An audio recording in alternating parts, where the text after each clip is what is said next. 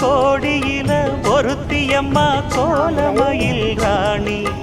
ஆடி வரும் பூங்கலசம் அழகிருக்கும் மேனி